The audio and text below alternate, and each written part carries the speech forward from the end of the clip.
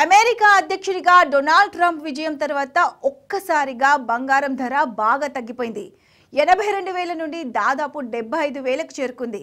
హమ్మయ్య, ఇక తగ్గింది కదా, ఇప్పటికైనా కొనేద్దామని ప్లాన్ చేసుకునే లోపు ఒక్క వారం తిరిగిందో లేదో మళ్ళీ 79,000 పైకి చేరుకుంది. సరేలే, వెండితోనైనా సరిపెట్టుకుందాం అనుకుంటే ఇది కూడా వారం రోజుల్లో మళ్ళీ దాదాపు 1,00,000 పైకి చేరుకుంది. ఎందుకిలా బంగారం వెండి ధరలు ఒకసారి పెరుగుతూ ఇంకోసారి తగ్గుతున్నాయి?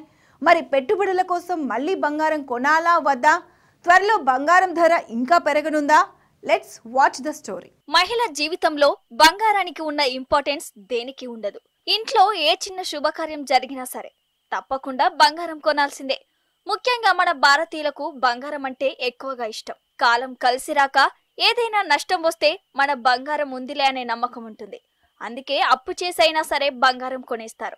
అయితే పోయిన నెల 82,000 పైకి పెరిగిన బంగారం ట్రంప్ విజయం తర్వాత 2 రోజుల్లోనే నేల కూలి 75,000కు పడిపోయింది. ఇక శుభకార్యాల సీజన్ వస్తుంది.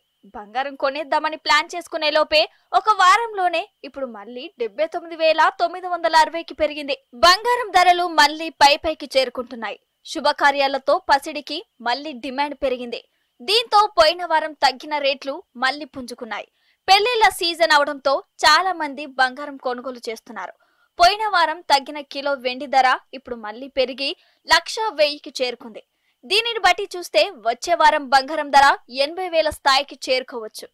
హైదరాబాద్ మార్కెట్లో గత వారం రోజుల్లోనే 24 క్యారెట్ల తులం బంగారం రేటు ఏకంగా 79,960కి పెరిగింది.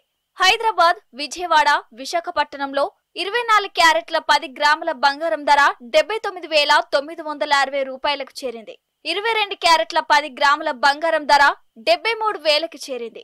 దేశ రాజధాని ఢిల్లీలో 22 క్యారెట్ల 10 గ్రాముల బంగారం ధర 73,000 రూపాయలకు కాగా 24 క్యారెట్ల 10 గ్రాములు బంగారం 78,980 రూపాయలు. ముంబై, కోల్కతా, బెంగళూరు, కేరళ, పూణే, చెన్నై నగరాల్లో 22 క్యారెట్ల 10 గ్రాముల గోల్డ్ ధర 72,260 రూపాయలు కాగా 24 క్యారెట్ల 10 గ్రాముల బంగారం ధర 78,830 రూపాయలు.